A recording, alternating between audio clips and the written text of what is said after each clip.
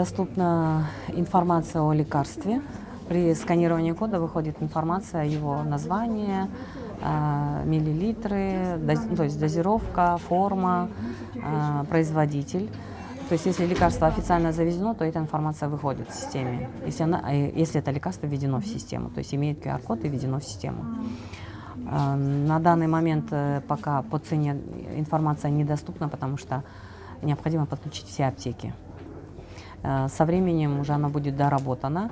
Когда будут подключены все аптеки, по интерактивной карте можно будет узнать, в каком месте, в какой аптеке, по какой цене есть интересующие вас лекарства.